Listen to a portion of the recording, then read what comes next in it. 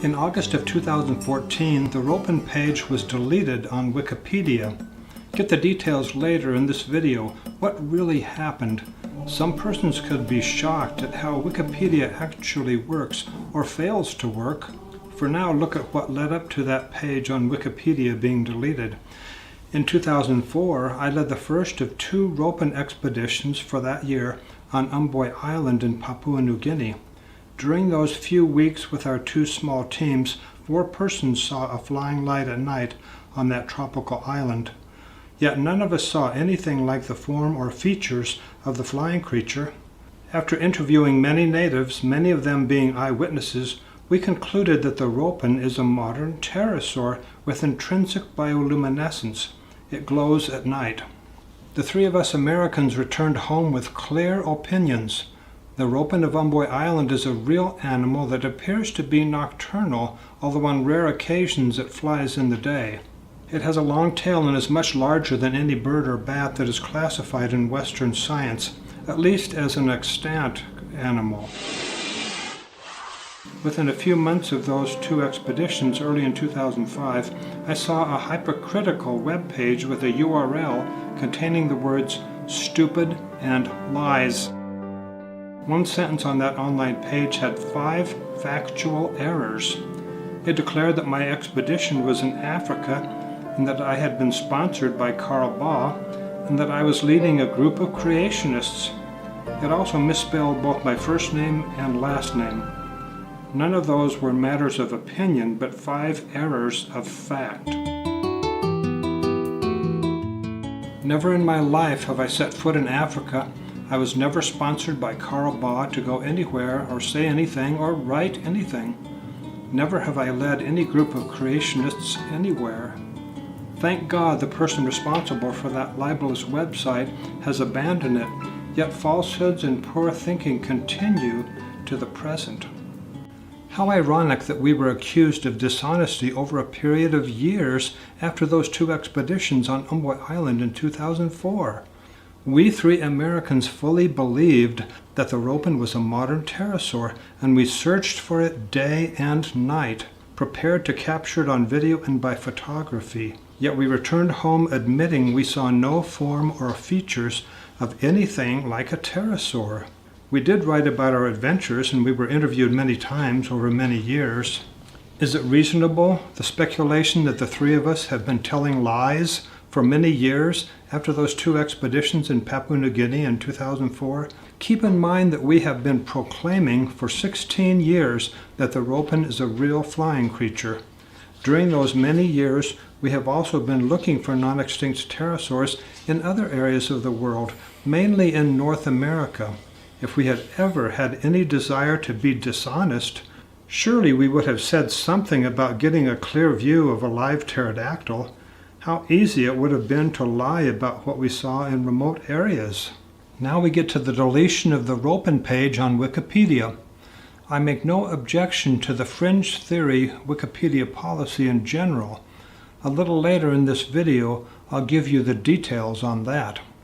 When the Ropen page of Wikipedia was young, one of the editors expressed his distaste. He was upset that apparent biblical creationists had a page supporting their own opinions, their own interpretation for reports of large flying creatures in Papua New Guinea. Other Wikipedia editors pointed out that creationists were the only ones going on expeditions in Papua New Guinea to search for the cryptid and to interview natives. In other words, there was no basis for removing a page or even removing parts of it, in my opinion. If I recall correctly, that discussion among the editors was before the 2 TV episode expeditions in Papua New Guinea by the Destination Truth team and the Monster Quest team.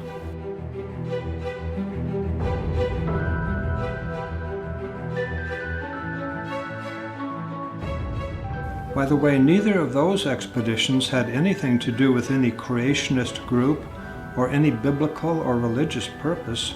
The producers were just making TV show episodes. Those expeditions were later mentioned on the Wikipedia Ropen page. So why should Wikipedia have ever had a page for the Ropen? After all, it was not a classified animal in Western science. Without serious question, however, the Ropen was at least a legend in Papua New Guinea. Why should Wikipedia have a page on the tooth fairy? That page is not small.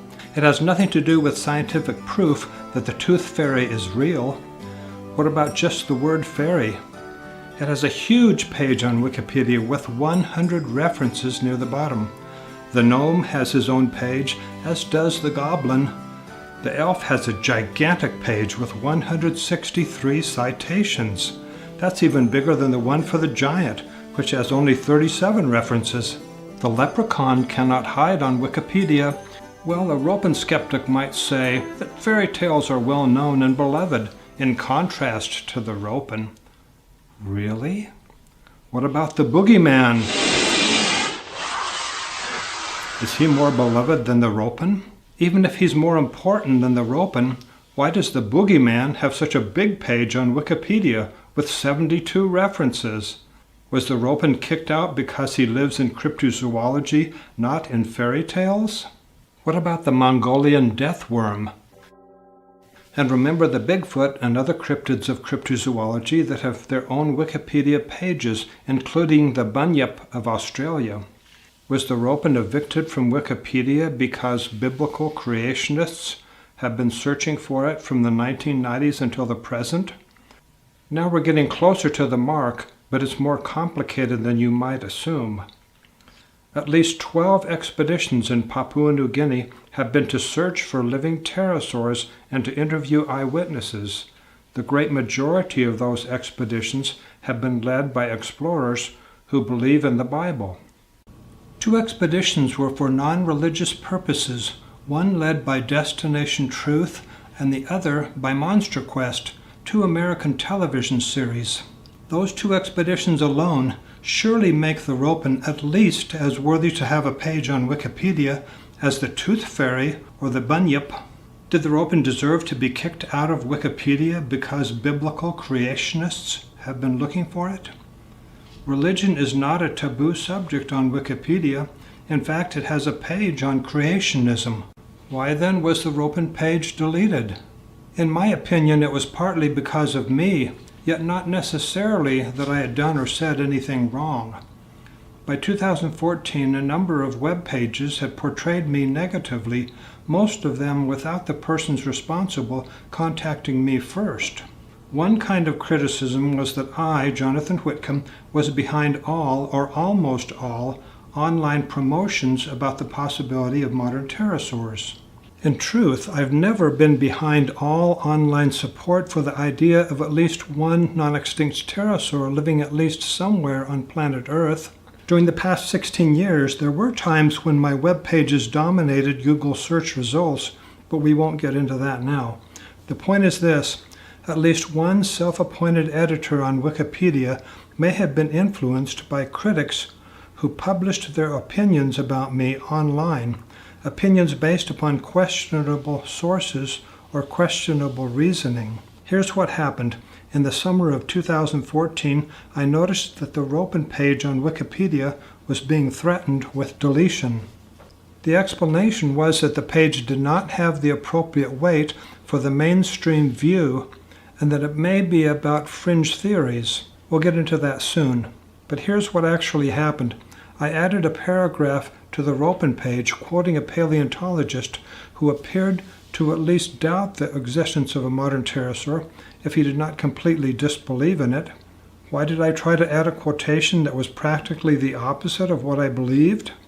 Because without some kind of authority figure or apparent authority figure giving an opposing opinion, the Ropen page would have been deleted from Wikipedia.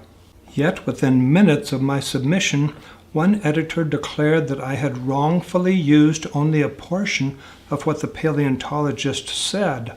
The Ropen page was then deleted. Nobody trying to get any information on the Ropen, even about a legend, could find hardly anything about it on Wikipedia after that page deletion. I did nothing wrong in quoting only part of what the paleontologist said. What was left out were less important things. What I submitted did not change the essence of the total writing. If I had submitted the whole lengthy thing, It could have been copyright infringement. Was the Ropen page deleted because it supported one or more fringe theories? If so, that was the second editorial blunder.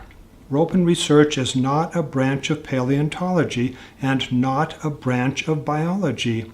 It's in the realm of cryptozoology and has etched itself into the new branch of that realm, modern pterosaurs. The great majority of the leading experts in this branch of cryptozoology believe that the Ropen is a descendant of some kind of rhamphorhynchoid pterosaur from the past.